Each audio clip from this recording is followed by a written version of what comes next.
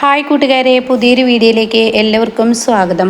അങ്ങനെ പ്രതിഭ ഇങ്ങനെ ഒളിഞ്ഞു നിന്ന് കേൾക്കണം കേട്ടോ സത്യൻ്റെ സംസാരം, അതുപോലെ തന്നെ സുശീലയും കേൾക്കുന്നുണ്ട് കേട്ടോ.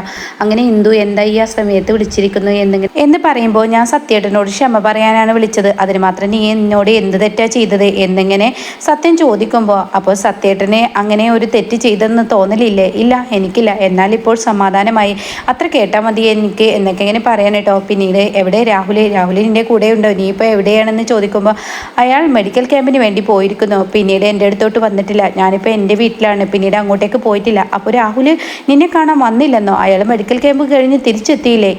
അതൊക്കെ എത്തി, പക്ഷേ എൻ്റെ അടുത്തോട്ട് വന്നിട്ടില്ല എന്ന് പറയണേ. ഇതെന്താണോ താനീ പറയുന്നത്? ഇതൊന്നും എനിക്ക് വിശ്വസിക്കാൻ കഴിയുന്നില്ല, അതൊരു കഥയാണ് എന്നൊക്കെ പറയുമ്പോൾ സുശീൽ ഇങ്ങനെ കേൾക്കുന്നു കേട്ടോ. അങ്ങനെ ആ കഥ ഇങ്ങനെ തുടരുകയാണ്. അപ്പോൾ പ്രതിഭയെ ഇത് കേൾക്കുന്നുണ്ട്. അത് കേട്ടാ സുശീൽ പറയാം, ഇത്ര മതി, എനിക്കിത്ര മതി, ഒരു വെടിക്കെട്ടിനുള്ള ആ ഒരു ഇത് എൻ്റെ കയ്യിൽ കിട്ടിയിരിക്കുന്നു എന്ന് സുശീൽ പറയുന്നു കേട്ടോ. പിന്നീടാണെങ്കിൽ സത്യനിങ്ങനെ പ്രതിഭയോട് പറയണേ, ഇതൊന്നും ഓർത്ത് നീ ടെൻഷൻ ആവണ്ട, എന്തായാലും അതൊന്നും കുഴപ്പമില്ല. എന്തായാലും സത്യേട്ട, എനിക്ക് സത്യേട്ടനുമായി സംസാരിച്ചപ്പോൾ ഒരുപാട് സമാധാനം മനസ്സിൽ കിട്ടി. അതിരിക്കട്ടെ, നിങ്ങളുടെ ജീവിതം എങ്ങനെയാണ്, പ്രതിഭയുമായുള്ള ജീവിതം എങ്ങനെയെന്ന് ചോദിക്കുമ്പോൾ ഉടനെ തന്നെ സത്യം പറയാൻ, നന്നായി പോകുന്നു, കുഴപ്പമൊന്നുമില്ല എന്നിങ്ങനെ പറയുമ്പോൾ, ഹണിമൂണിന് പോയോ? ഇല്ല, പോയിട്ടില്ല. എങ്കിലും സത്യേട്ടൻ നാളെ തന്നെ പ്രതിഭയും കൂട്ടി ഹണിമൂണിന് പോകണം. കാരണം ഒരു പെണ്ണ് വിവാഹം കഴിഞ്ഞ് ജീവിതത്തിൽ ഏറ്റവും കൂടുതൽ ആഗ്രഹിക്കുന്ന അങ്ങനെയുള്ള ആ ഒരു ആഗ്രഹങ്ങളൊക്കെയാണ്. അത് സത്യേട്ടൻ സാധിച്ചു കൊടുക്കണം, അതാണ് ചെയ്യേണ്ടത് എന്ന് പറയുമ്പോൾ ശരി എന്നൊക്കെ പറയുമ്പോഴേക്കും പ്രതിഭ ഇറങ്ങി വരുന്നു കേട്ടോ. അപ്പോൾ പ്രതിഭ ചോദിക്കുകയാണ്, എന്താ എന്നെ കണ്ടപ്പോൾ ഫോൺ കട്ട് ചെയ്തതാണോ? എന്തെത്ര പെട്ടെന്ന് കട്ട് ചെയ്ത്? അത് കേൾക്കുന്ന സത്യം പറയണേ, ഞാൻ ഇത്ര പെട്ടെന്നാണ് കട്ട് ചെയ്ത്, എത്ര നേരമായി ഞാൻ അവളുമായി സംസാരിക്കുന്നത്, ഇതെന്താ ഇത്ര വല്ലാത്ത സംസാരിക്കാൻ, ഈ ആ സമയത്ത് എന്തിനാ സംസാരിക്കുന്നത്?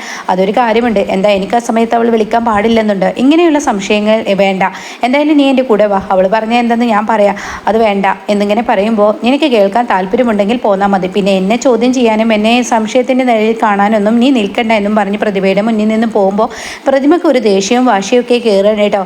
പിന്നീട് രവി അനുപമയുടെ അടുത്തെത്തിയിരിക്കുകയാണ്. അങ്ങനെ അനുപമ രവിയോട് ചോദിക്കുകയാണ്, എന്താ നീ ഇങ്ങോട്ട് വിളിച്ചു വരുത്തിയത്? അതെ, അവർക്കാവാമെങ്കിൽ എനിക്കും ആവാലോ. അപ്പോൾ നമ്മൾ ആർക്കാണോ എൻ്റെ അടുത്തോട്ട് ആര് വരുന്നതാണോ അവർക്ക് ഇഷ്ടമില്ലാത്തത് അവരെ തന്നെ ഞാൻ വിളിച്ചു വരുത്തണം എന്ന് എനിക്ക് തോന്നി. അപ്പം നീ പൊരുതാൻ തന്നെ തയ്യാറായിരിക്കുക. തീർച്ചയായും അവർക്കെന്തോ ആവാമെങ്കിൽ എനിക്കും ആവാലോ, അതുകൊണ്ടാണ് രവിയെ അടിക്കടിക്ക് ഞാൻ ഇങ്ങോട്ടേക്ക് വിളിക്കുന്നത് എന്നൊക്കെ ഇങ്ങനെ പറയാൻ കേട്ടോ.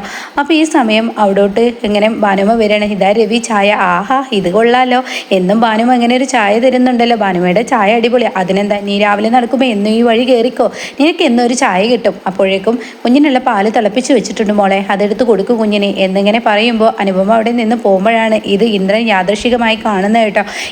ഇന്ദ്രൻ യാദൃശികമല്ല, മനഃപൂർവ്വം തന്നെ അവിടെ രവി വരുന്നുണ്ടോ എന്ന് അറിയാൻ വേണ്ടി ഇന്ദ്രൻ ആ വഴി നടക്കാൻ ഇറങ്ങിയിരിക്കുകയാണ്. അങ്ങനെ ഇന്ദ്രൻ രവിയെ അവിടെ കാണുമ്പോൾ രവിയെ കണ്ട ഉടനെ തന്നെ ഇന്ദ്രനെ ഒന്ന് ഞെട്ടിപ്പോവാണ്. അമ്മ പറഞ്ഞത് ശരി തന്നെയാണല്ലോ, അതൊന്ന് കറക്റ്റ് ആക്കാൻ വേണ്ടിയാണ് ഞാൻ ഈ വഴി വന്നത്, പക്ഷെ അത് സത്യമാണെന്ന് ഇപ്പോഴല്ലേ മനസ്സിലായത്, എന്തായാലും ഇതങ്ങനെ വിടാൻ പറ്റില്ല എന്ന് കരുതി തന്നെ ആ ഗേറ്റ് തുറന്ന് വരുമ്പോൾ ഉടൻ തന്നെ ഭാനുമ പറയണേ, അത് ഇന്ദ്രനാണല്ലോ.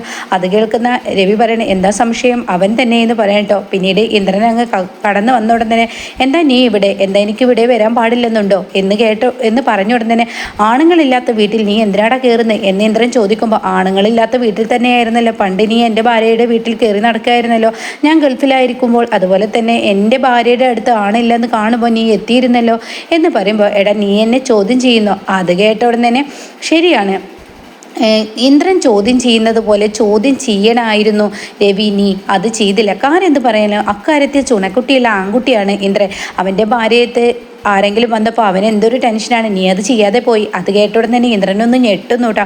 അപ്പോഴാണ് അങ്ങോട്ടേക്ക് ഇങ്ങനെ അനുപമ കയറി വരുന്നത്. അങ്ങനെ നീ എന്താടാ എൻ്റെ വീട്ടിൽ എന്ന് ചോദിക്കുമ്പോൾ അനുപമ പറയാം, അതിന് നിങ്ങളുടെ വീടല്ലല്ലോ, ഇത് എൻ്റെ വീടാണ് എന്ന് പറഞ്ഞിട്ട് അനുപമ അങ്ങ് തുടരുകയാണ് കേട്ടോ. എടി നീ എന്താടി കാണിക്കുന്നത്, നിങ്ങൾ എന്തിനാ എൻ്റെ അടുത്തോട്ട് വന്നിരിക്കുന്നത്, പിന്നെ ചോദിക്കാനും പറയാനും നിനക്ക് ആരുമില്ലെന്ന് കരുതിയോ, ഒരു താലിയുടെ അവകാശം വെച്ചാണോ നിങ്ങൾ എന്നോട് ചോദിക്കാൻ വരുന്നത്? എന്നല്ലത് വേണ്ട, നിങ്ങളുടെ ഇഷ്ടത്തിന് നടക്കുകയാണെങ്കിൽ എനിക്കും അതാവാം എന്നിങ്ങനെ പറയാൻ കേട്ടോ. എനിക്കും എൻ്റെ മകനും അപമാനമാണ് നീ ഉണ്ടാക്കാൻ ഒരുങ്ങുന്നതെങ്കിൽ എന്നാൽ നിന്നെ ഞാൻ വെറുതെ വിടില്ല, നിന്നെ കൊല്ലാനും ഞാൻ മടിക്കില്ലടി എന്ന് പറയുമ്പോൾ അനുപമക്ക് സങ്കടമാവാനിട്ട് അങ്ങനെ അനുപമ തളർന്ന് അവിടെ ഇരിക്കുന്നു. പിന്നീടാണെങ്കിലോ പ്രതിഭ ഇങ്ങനെ കിച്ചണിൽ ചായ ഇടാണ്. അപ്പോൾ ഉടൻ തന്നെ സുശീല പറയും, ഇതുവരെ ചായ ആയില്ലേ, ഇന്ദ്രൻ ഇപ്പോൾ എത്തും, ഇതുവരെ ആയില്ലേ, കുറച്ച് കഴിയുമ്പോൾ തന്നെ ആവും. കാര്യം എന്ത് പറയുകയാണെങ്കിൽ അനുപമ അക്കാര്യത്തിലേക്ക് ഡീസൻ്റ് ആയിരുന്നു, നേരത്തെ ചായ ഇടാനൊക്കെ അവൾക്ക് കഴിഞ്ഞിരുന്നു. അത് കേൾക്കുന്ന പ്രതിഭയ്ക്ക് വലിയ മുഖം നന്നായി കയറിയിട്ടുണ്ട് കേട്ടോ, വലിയൊരു ഇതൊന്നുമില്ല. അപ്പോൾ ഉടൻ തന്നെ എന്തായാലും ഞാനൊരു കാര്യം പറഞ്ഞേക്കാം, ഇവിടെ സത്യൻ എന്ന് പറയുന്നവനെ അനുവിനെ വെച്ച് വല്ലാതെ അങ്ങ് ഈ വീട് ഭരിച്ചിരുന്നു. അനു എന്ന് വെച്ചാൽ അവൻ്റെ ഏട്ടത്തി എന്ന് വെച്ചാൽ അവന് ജീവനായിരുന്നു. അതുകൊണ്ട് തന്നെ ആർക്കും അനുപമയെ ഇഷ്ടമുണ്ടായിരുന്നില്ല, എൻ്റെ മകനടക്കം ഇഷ്ടമുണ്ടായിരുന്നില്ല. എന്നിട്ടും സത്യൻ്റെ ഇഷ്ടം കൊണ്ടാണ് അവൾ ഇത്രയും കാലം ഈ വീട്ടിൽ വന്ന് പൊറുതി ആരംഭിച്ചത്. എന്നാൽ ഞാൻ നിന്നോടൊരു കാര്യം പറയണേ, നീ ഇന്ദ്രനുമായി വല്ലാതെ അങ്ങ് അടുക്കണ്ട കേട്ടോ. സോന എങ്ങനെയാണ് അവളുടെ ഏട്ടനോട് പെരുമാറുന്ന രീതി, ആ രീതിയിൽ നീയും പെരുമാറിയാൽ മതി. നീ അനുപമ ചെയ്ത രീതിയിൽ ഇനി എന്തായാലും എൻ്റെ മകനായിട്ട് അടുക്കാൻ നിൽക്കണ്ട എന്നിങ്ങനെ പറഞ്ഞിട്ട് ഞാനിവിടെ നിന്നും എന്താണ് അനുപമയെ ഇറക്കി വിട്ടതെന്ന് ഇപ്പോൾ കാര്യങ്ങൾ നിനക്ക് മനസ്സിലായില്ലേ. ഇതൊക്കെ കേൾക്കുന്ന പ്രതിഭയുടെ മുഖം ചുളിയുന്നു കേട്ടോ. അപ്പോഴാണ് അമ്മേ എന്ന് പറഞ്ഞ് നിലവിളിച്ച് ഇന്ദ്രൻ വരുന്നു. ഞാനങ്ങ് പോട്ടെ, നീ ചായയുമായി അങ്ങ് വായോ എന്ന് പറഞ്ഞിട്ട് അങ്ങ് പോവാണ് കേട്ടോ. പിന്നീട് എന്തിനാണ് നീ ഇങ്ങനെ നിലവിളിക്കുന്നത്? അപ്പോൾ പ്രതിഭയുടെ മുഖം ആകെ മാറിയിട്ടുണ്ട് കേട്ടോ. ഒരിക്കലും പ്രതിഭയ്ക്ക് ഉൾക്കൊള്ളാൻ കഴിയുന്നില്ല ഇത്രയും വൃത്തികെട്ട അമ്മയുടെ സ്വഭാവം. എന്നെ ഇന്ദ്രേട്ടനെയും കുറിച്ചുള്ള അസഭ്യവാക്ക് പറയുന്നത് ഉൾക്കൊള്ളാൻ കഴിയുന്നില്ല കേട്ടോ. അങ്ങനെ ഈ സമയം ഇന്ദ്രനോട് സുശീല ചോദിക്കണം, നീ എന്തിനാ എന്നെ ഇങ്ങനെ അലറി വിളിച്ചത്? അമ്മ പറഞ്ഞത് കാര്യം തന്നെ. എന്ത് കാര്യം? അവളെ ആ രവി അവളുടെ വീട്ടിൽ വിളിച്ചു കരുത്തുകയാണ്. അപ്പം ഞാൻ പറഞ്ഞപ്പോൾ സത്യമല്ലേ? അതെ, അമ്മയുടെ ആ സത്യം അറിയാൻ വേണ്ടിയാണ് ഇന്ന് ആ വഴി ഞാൻ നടന്നത്. അപ്പോൾ കണ്ടു അവനുണ്ട് ഉമ്മറത്ത് വന്നിരിക്കുന്നത്. അത് ചോദ്യം ചെയ്യാൻ ചെന്ന എന്നെ അവൾ ആട്ടി ഇറക്കിയിരിക്കുന്നു. നിങ്ങൾക്ക് എന്തോ ആവുകയാണെങ്കിൽ എനിക്കും എന്തോ ആവാം എന്നൊക്കെ അവൾ പറഞ്ഞിരിക്കുന്നത്. എന്തായാലും ഇത് അങ്ങനെ വെറുതെ വിടാൻ പാടില്ല. നീ ഇപ്പം തന്നെ ഹർഷയെ വിളിച്ച് പറയും, ഹർഷയോട് കാര്യങ്ങൾ പറയാം. അപ്പോഴാണ് പ്രതിഭ അങ്ങോട്ടേക്ക് വരുന്നത് കേട്ടോ. അങ്ങനെ ഹർഷയ്ക്ക് ഫോൺ വിളിക്കുന്ന സമയത്ത് പ്രതിഭ വന്നു കണ്ട ഉടൻ തന്നെ അങ്ങ് ഇന്ദ്രൻ നീങ്ങി പോകുന്നു കേട്ടോ. ഇതേ സമയം സുശീലയുടെ കയ്യിൽ ചായ കൊടുക്കുകയാണ്. അപ്പോൾ സുശീല അത് വാങ്ങിച്ചിട്ട് നീ പൊയ്ക്കോ എന്ന് പറയുമ്പോൾ ഈ പ്രതിഭ അവിടെ നിന്ന് പരിങ്ങുന്നുണ്ട്. അത് കണ്ട ഉടൻ തന്നെ സുശീല ചോദിക്കുകയാണ്, എന്തെങ്കിലും കാര്യമുണ്ടോ? രാവിലെ മുതൽ അമ്മയെ കാണാൻ വേണ്ടി നിൽക്കുകയായിരുന്നു, അമ്മയോട് ഒരു കാര്യം പറയണ്ടേ. എന്താ പറഞ്ഞിട്ട് പോ. എൻ്റെ വീട്ടിലോട്ട് എനിക്കൊന്ന് പോകണം. അതൊന്നും നടക്കില്ല, ഇവിടെ സോനയില്ലെന്ന് എനിക്കറിയില്ലേ, അതൊന്നും പറഞ്ഞാൽ പറ്റില്ല, എനിക്ക് എൻ്റെ വീട്ടിലോട്ട് പോയേ പറ്റുള്ളൂ.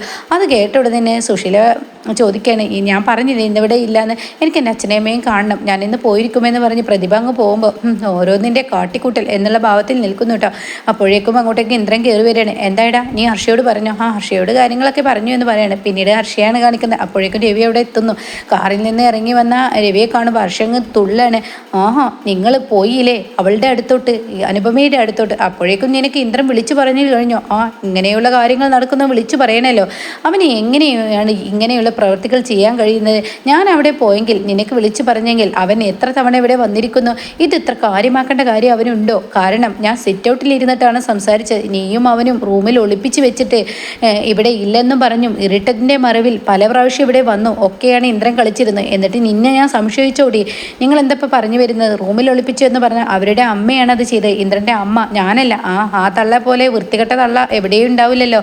ആ തള്ളയാണ് ആ ഇന്ദ്രൻ്റെ കുടുംബം കലക്കുന്നതെന്ന് അവന് മനസ്സിലാക്കാനുള്ള ബുദ്ധി ഇല്ലല്ലോ എന്നിങ്ങനെ പറയുമ്പോൾ അത് കേട്ട ഉടൻ തന്നെ ഹർഷയ്ക്ക് അങ്ങ് ഒളിക്കൊള്ളാൻ കഴിയില്ല കേട്ടോ. നിങ്ങൾ എന്താ ഈ പറയുന്നത്?